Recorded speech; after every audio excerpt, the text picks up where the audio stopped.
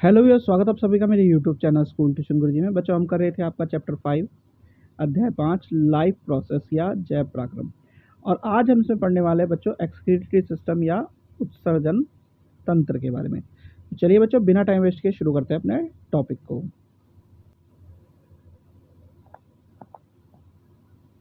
तो सबसे पहले समझ लेते हैं बच्चों उत्सर्जन तंत्र कार्य क्या करता है। तो होता क्या है बच्चों, a large number of chemical reaction that takes place inside a living body, यानी इस हमारी जो शरीर है, जीवित शरीर है, उसके अंदर बहुत सारी रासायनिक प्रतिक्रियाएं होती हैं। अब इनके कारण क्या होता है, बहुत सारे वेस्ट प्रोडक्ट जो कि जनरेट होते रहते हैं या जो अपशिष्ट उत्पाद है वो बनते रहते हैं, क्योंकि इनका मेटाबॉलिक जो एक्टिविटीज़ हो रही हैं इसके कारण वेस्ट जनरेट हो रहा है और इसको वेस्ट को हमारे शरीर से निकालने की आवश्यकता होती है। तो जो उत्सर्जन तंत्र है वो ये काम करता है, यानी excretion is the removal of metabolic waste product from the body, यानी उत्सर्जन के हमारे शरीर में जो अपशिष्ट उत्पाद हैं उसको निकालने की प्रक्रिया होती है बच्चों। अब बात आती है उत्सर्जन तंत्र कैसा हो सकता है यूनिसेलुलर और मल्टी सेलुलर ऑर्गेनिज्म, यानी एक कोशिकीय जीव में और बहुकोशिकीय जीव में।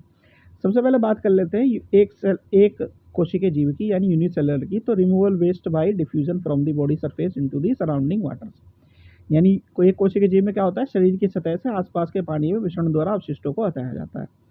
लेकिन जब बात करते हैं बच्चों मल्टी सेलुलर ऑर्गेनिज्म की, तो removal of waste from the body is done by specialised organs, यानी विशेष अंगों द्वारा शरीर से अपशिष्ट पदार्थों को बाहर निकालने की प्रक्रिया होती है बच्चों। अब बात कर लेते हैं बच्चों मानवों में उत्सर्जन तंत्र की या फिर एक्सक्रीशन इन ह्यूमन की। तो the main function of human excretory system is to remove the nitrogenous waste such as urea और uric acid from the body. It's include a pair of kidney, a pair of ureters, a urinary bladder and urethra. यानी कि मानव उत्सर्जन तंत्र का मुख्य कार्य क्या है, नाइट्रोजिनियस युक्त अपशिष्ट पदार्थ जैसे यूरिया या यूरिक एसिड को शरीर से बाहर निकालना। इसमें एक जोड़ी किडनी, एक जोड़ी यूरेथ्रस, एक यूरिनरी ब्लैडर और एक यूरेथ्रा शामिल होता है। ये सारा का सारा भाग बना करके ही क्या बनाता है, आपके किसको बनाता है, आपके मानव उत्सर्जन तंत्र को बनाता है। किडनी को हम वक्र बोलते हैं बच्चों, यूरेथ्रा यानी मूत्र मार्ग हो गया, यूरेथर यानी आपका मूत्रवाहिनी हो गया और यूरिनरी ब्लैडर हो गया मूत्राशय। बच्चों हिंदी में भी टर्म्स समझ लीजिए, अगर आपको दिक्कत हो रही है तो मैंने इसमें वैसे ये चित्र में आपको दिखा दी है। आगे क्या कह रहा है बच्चों, ये the purpose of making urine is to filter out waste products urea और uric acid from the blood. These waste are removed from the body by kidney and are passed down to the urinary bladder by a pair of urethras. Then through urethra, urine is thrown out of the body. यानी मूत्र बनने का उद्देश्य रक्त से अपशिष्ट उत्पादों urea या यूरिक एसिड को फिल्टर करना होता है और इन अपशिष्ट पदार्थों को गुर्दे द्वारा रक्त से हटा दिया जाता है और मूत्रवाहिनियों की एक जोड़ी द्वारा मूत्राशय में भेज दिया जाता है। फिर मूत्र मार्ग के माध्यम से मूत्र को शरीर से बाहर निकाल दिया जाता है। ये पूरा का पूरा क्या है, कार्य प्रणाली है, किस तरीके से कार्य होता है बच्चों। अब इसमें एक इंपॉर्टेंट पार्ट आता है बच्चों नेफ्रॉन का, the filtration unit of kidney, यानी नेफ्रॉन किडनी की निष्पादन इकाई। तो ये क्या है बच्चों, it is the structural and function unit of kidney. ये इंपॉर्टेंट है बच्चों, इसलिए ध्यान से समझ लेने से। It is the structural and function unit of kidney, यानी ये संरचनात्मक और क्रियात्मक इकाई है किडनी की बच्चों। Blood at high pressure travel through these tubes by blood capillaries called glomerulus which are surrounded by a cup shaped capsule called Bowman's capsule. यानी उच्च दबाव पर रक्त प्रवाहित होता है। ये नलिकाएं रक्त कोशिकाओं द्वारा ग्लोमेरुलस कहलाती हैं, जो एक कप के आकार से घिरा होता है। कैप्सूल को बोमन कैप्सूल कहा जाता है। और ये डायग्राम है बच्चों, कई बार डायग्राम दिखा करके इसके भाग पूछ लिए जाते हैं या फिर नेफ्रॉन के बारे में पूछ लिया जाता है बच्चों। फिर बात आती है बच्चों फॉर्मेशन ऑफ यूरिन। एक बार वापस से जरा देख लेते हैं मूत्र निर्माण कैसे हो रहा है। तो urine is formed in the body by the following process, यानी इस प्रक्रिया द्वारा ये होता है बच्चों। सबसे पहले क्या होता है बच्चों, ultra filtration occur in the glomerulus under high pressure forcing substances dissolve in the blood into the Bowman capsule. यानी अल्ट्रा फिल्ट्रेशन होता है ग्लोमेरुलस में, यहाँ पे उच्च दबाव में घुले पदार्थों को बोमन में रक्त कैप्सूल के से बाहर निकलने के लिए क्या करता है, प्रेशर फोर्स करता है। फिर क्या कहता है बच्चों, देन ब्लड पासिस। अब आगे क्या होता है बच्चों कि then the blood passes through the tubular region where glucose, amino acid, salts and water are selectively absorbed। यानी ये फिर खून जो है ट्यूबुलर क्षेत्र से गुजरता है, जहाँ पे ग्लूकोज, अमीनो एसिड, लवण और पानी चयनात्मक रूप से उसमें से अवशोषित हो जाता है बच्चों। आगे क्या होता है बच्चों, कि as the urine passes the tubule some of the ions like potassium and ammonium ion from the bloods are secreted into the urine.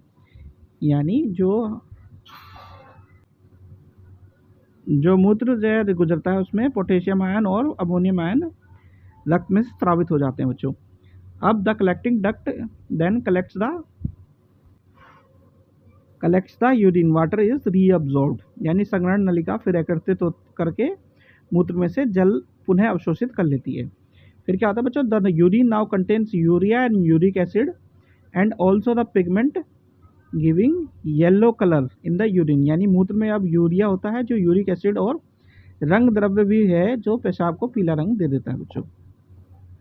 फिर क्या कहता है बच्चों, रिमूवल ऑफ यूरिन।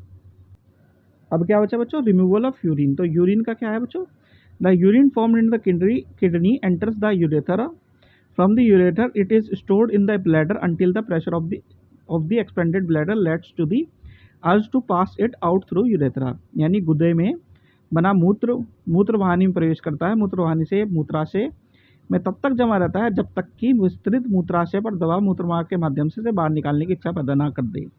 ठीक है बच्चों, तो ये क्या हो गया बच्चों, हमारा एक्सक्रीटरी सिस्टम हो गया कंप्लीट बच्चों यहाँ पे। अब जरा बात कर लेते हैं बच्चों इन टेक्स्ट क्वेश्चंस की। तो इसमें सबसे पहला क्वेश्चन है बच्चों, क्वेश्चन नंबर 1। क्या कहता है बच्चों, describe the structure and function of nephron, यानी नेफ्रॉन की संरचना एवं कार्यों का वर्णन करना है बच्चों। ये एक इंपॉर्टेंट क्वेश्चन है बच्चों, ध्यान से देख लीजिएगा, इसे समझ लीजिएगा। The structure of nephron, each nephron is composed of 2 parts. First one is cup shaped bag at its upper and which is called Bowman's capsule, यानी नेफ्रॉन की संरचना में प्रत्येक नेफ्रॉन 2 भागों से बना होता है। पहला उसका ऊपरी सिरे पर एक कप के आकार की थैली होती है जिसे बोमन कैप्सूल कहते हैं बच्चों। अब Bowman capsule contains A bundle of blood capillaries which is called glomerulus. One end of the glomerulus is attached to the renal artery which brings the impure blood containing the urea waste into it. These impurities are filtered. यानी Bowman capsule में रक्त कोशिकाओं का एक bundle होता है जिसे glomerulus कहा जाता है। ग्लोमेरुलस का एक सिरा वक्क धमनी से जुड़ा होता है जो यूरिया अवशिष्ट युक्त अशुद्ध रिक्त को इसमें लाता है और इन अशुद्धियों को फिल्टर यहाँ पे किया जाता है बच्चों। फिर दूसरा भाग की क्या बात कर लेते हैं बच्चों, दूसरा भाग क्या होता है, the other part of the nephron is coiled in this part the substance like glucose, amino acid, ions and excess water which are required by the body are reabsorbed. The substances remained in the nephron is mainly urine containing dissolved urea and water which is expelled from the body through urethra from time to time.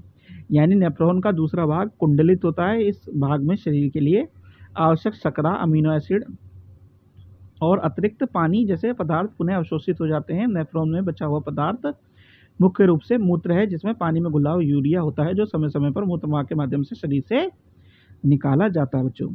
चलिए आगे बढ़ते हैं बच्चों। अब बात कर लेते हैं फंक्शन ऑफ नेफ्रॉन की। तो फंक्शन ऑफ नेफ्रॉन क्या है बच्चों, इसका काम क्या है, फिल्ट्रेशन जो है बोमन कैप्सूल के द्वारा ये करता है बच्चों। और जो फिल्ट्रेट पार्ट है उसे क्या करता है, अलग कर देता है। जैसे glucose, amino acid, uric acid, salts और वाटर, इनको ये क्या कर देता है, अलग कर देता है।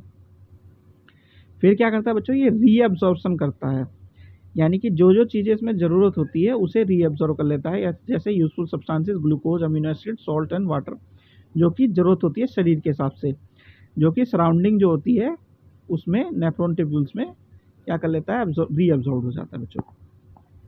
अब क्या हो गया बच्चों, यूरिन, जो बचा हुआ फिल्ट्रेट बचता है after reabsorption is called urine. Urine क्या करता है, नाइट्रोजन वेस्ट जैसे कि यूरिया, यूरिक एसिड, एक्सेस जो सॉल्ट या लवण होता है और पानी होता है उसे क्या करता है, कैरी करता है यूरेथर में, यानी मूत्रवाहिनी से तक ले जाता है और मूत्राशय में चला जाता है। आखिरी में ये निकल जाता है शरीर से। ठीक है बच्चों, चलिए अगला क्वेश्चन देखते हैं बच्चों।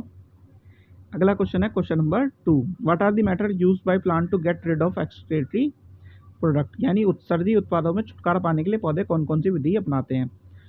तो plants gets rid of gaseous products through stomata in leaves and lenticels in stems, यानी पौधे गैसीय उत्पादों से छुटकारा पाते हैं पत्तियों में रंध्र के माध्यम से और तनों में मसूर की तनों में क्या होता है बच्चों, जो बीज जैसी संरचना होती है उसके माध्यम से बच्चों। और दूसरा क्या बच्चों, the plant get rid of stored solid and liquid waste by shedding of leaves, peeling of bark and falling of fruits. यानी पौधे पत्तियां गिराकर, छाल छिलकर और फल गिराकर संग्रहित ठोस और तरल पदार्थों से छुटकारा पा सकते हैं बच्चों। और क्या तरीके हो सकते हैं बच्चों? गम और रेजिन द्वारा, यानी गोंद और रेजिन के द्वारा, और कुछ भागों में जो पदार्थ हैं सॉइल जो है उसमें सब्सटेंसेस को जो अपशिष्ट पदार्थ हैं उसे उत्सर्जित करके भी ऐसा कर सकते हैं बच्चों। चलिए आगे बढ़ते हैं बच्चों, क्वेश्चन नंबर 3 देखते हैं। क्वेश्चन नंबर 3 है बच्चों आपका। क्वेश्चन नंबर 3 क्या कहता है बच्चों? How is the amount of urine produced regulated, यानी मूत्र की मात्रा को कैसे नियंत्रित किया जाता है। तो यूरिन की जो अमाउंट है वो किडनी द्वारा रेगुलेट की जाती है बच्चों, और क्वांटिटी ऑफ एक्सेस वाटर और वेस्ट डिजॉल्व जो होते हैं वो शरीर से निकाला जाता है। सबसे पहले बात कर लेते हैं बच्चों क्वांटिटी ऑफ वाटर की, यानी पानी की मात्रा की। तो अगर शरीर में लार्ज अमाउंट ऑफ जो है एबंडेंट टिश्यूज़ हैं और large quantity of dilute urine excrete out हो रहा है, तो water is less in quantity in the body tissues, A small amount of concentrated urine is excreted. यानी जब शरीर के ऊतकों में पानी प्रचुर मात्रा में होता है और बड़ी मात्रा में पतला मूत्र उत्सर्जित होता है, तो शरीर के ऊतकों में पानी की मात्रा कम हो जाती है और थोड़ा मात्रा में सांद्र मूत्र उत्सर्जित होता है बच्चों। अब फिर बात कर लेते हैं बच्चों क्वांटिटी ऑफ डिजॉल्व वेस्ट की। तो डिजॉल्व वेस्ट स्पेशली कैसे होते हैं? नाइट्रोजीनियस वेस्ट होते हैं, जिसमें यूरिया, यूरिक एसिड, सॉल्ट्स यानी लवण होते हैं, जो कि एक्सक्रीट होते हैं बॉडी से। अब जो क्वांटिटी ऑफ डिजॉल्व है वो क्या होती है? बेस्ड होती है कि वाटर कितना रिक्वायर हो रहा है किसमें? आपके शरीर में।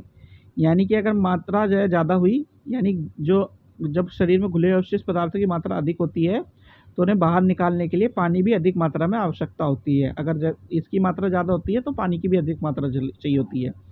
तो हम क्या कह सकते हैं बच्चों? Therefore the amount of urine produce increases, यानी इसलिए उत्पादित मूत्र की मात्रा भी क्या होती है? बढ़ जाती है बच्चों। फिर क्या है बच्चों? Hormones. The amount of urine produce is also regulated by certain hormones which control the movement of water and sodium ions and in and out of the nephron।